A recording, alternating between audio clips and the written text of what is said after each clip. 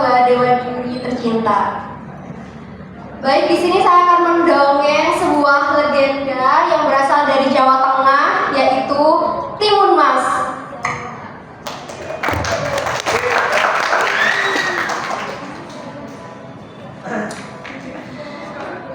Dahulu kala di sebuah desa hiduplah seorang janda muda bernama Ibu Siti.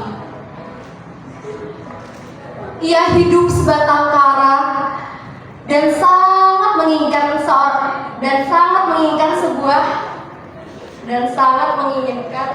seorang anak.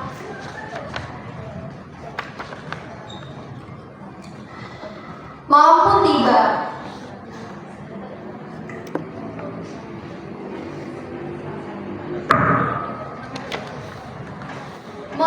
tiba. Si Ibu Siti ini bermimpi didatangi oleh sesosok raksasa yang sangat besar. Raksasa itu menyuruh Ibu Siti untuk pergi ke hutan, lalu mengambil sebuah bingkisan yang berada tepat di sebelah batu besar. Ketika Ibu Siti ini bangun dari tidurnya, dia langsung teringat akan mimpinya. Lalu dia segera bergegas ke dalam hutan dan mencari di mana letaknya bingkisan tersebut. Tak lama kemudian, Ibu Siti menemukan sebuah bingkisan dan setelah dibuka ternyata di dalamnya ada sebuah biji timun. Ibu Siti terkejut. Ketika ia menoleh ke belakang, ternyata ada sesosok raksasa besar tiba-tiba muncul di hadapannya. "Ampun Tuan raksasa, jangan makan hamba. Hamba masih ingin hidup."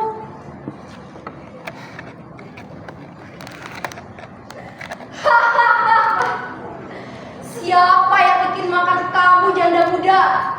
Aku datang ke sini ingin memberitahu bahwa biji timun yang kau pegang itu bawa pulang lalu tanam. Kelak kau akan mendapatkan seorang bayi dari dalam timun itu. Tapi ingat, jika anak itu sudah dewasa, engkau harus memberikannya padaku karena aku akan menjadikannya dia santapanku selanjutnya." Mendengar perjanjian itu dari raksasa, si Ibu Siti langsung menyetujui dan langsung pulang ke rumahnya, menguburnya di dekat rumahnya.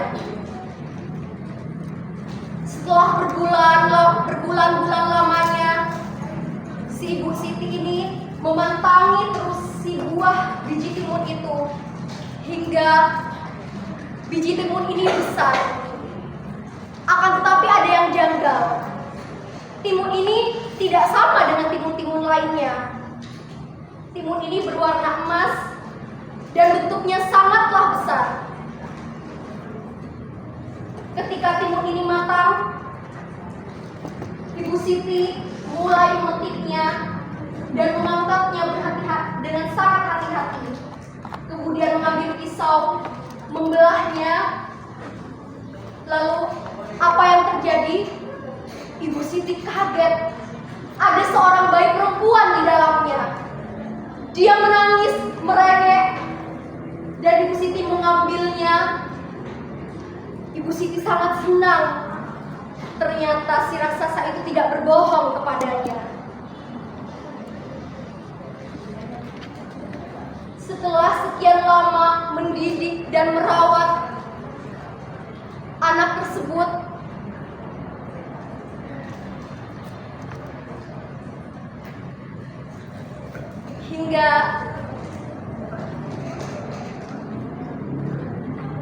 hingga Ibu Siti pun membuat si anak itu tumbuh menjadi gadis yang cantik dan cerdik.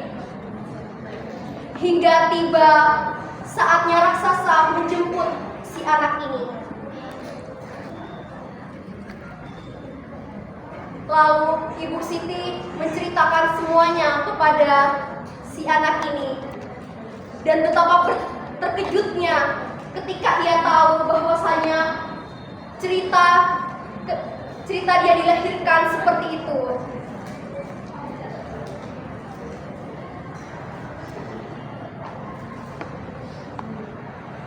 Ketika raksasa datang, anak ini bersembunyi di dalam rumah, seraya dibantu oleh ibunya mencari ide bagaimana caranya agar anak ini tidak diambil oleh raksasa itu. Pada akhirnya Ibu Siti mempunyai ide, yang mana Ibu Siti ingin mendatangi sebuah pertapa yang ada di gunung. Lalu si pertapa menyetujui untuk membantu si ibu ini dan memberikan 2 bungkusan. Lalu bungkusan itulah yang dikasih kepada si anak ini. Waktu raksasa sudah melihat anak itu tumbuh dewasa, ketika si raksasa ingin mengambilnya, memakannya, si anak ini langsung lari bergegas kencang. Lalu dia teringat akan bungkusan yang dikasih oleh ibunya. Lalu dia melempar bingkisan yang pertama, dan ternyata bingkisan yang pertama itu adalah sebuah jarum. Dia lemparkan jarum itu setinggi-tingginya, sejauh-jauhnya. Ternyata apa yang terjadi? Wilayah itu berubah menjadi ladang bambu yang tinggi dan runcing.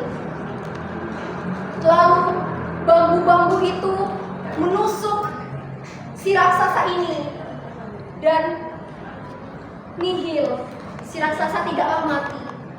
Dia masih bisa hidup dan mengejar si gadis ini. Dia sangat takut karena bungkusan itu tinggallah 1. Akan tetapi dia sangat yakin bahwasanya yang terakhir ini akan bisa membunuh si raksasa itu. Hingga pada akhirnya dia membuka dan melemparkan kepada raksasa itu. Yang dia lemparkan terakhir kali adalah terasi, yang mana wilayah itu tiba-tiba berubah menjadi ladang yang berubah menjadi danau yang sangat mendidih dan juga panas. Akhirnya raksasa itu pun mati tenggelam. Dari sini si gadis sangatlah senang, lalu dia pulang ke rumahnya untuk memberitahu kabar gembira kepada ibunya. Dan si gadis ini hidup bahagia bersama ibunya.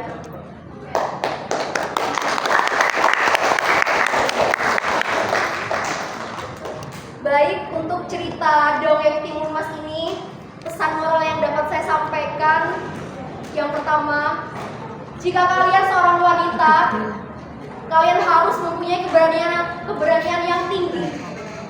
Dan yang kedua, janganlah kalian membuat suatu perjanjian jika pada akhirnya kalian tidak bisa menepati janji itu. Dan yang terakhir, ikatan batin antara ibu dan anak itu sangat kuat sehingga bisa membuat perjanjian atau kejahatan apapun itu musnah. Baik, sekian dan terima kasih. Terima kasih disampaikan. Alhamdulillah.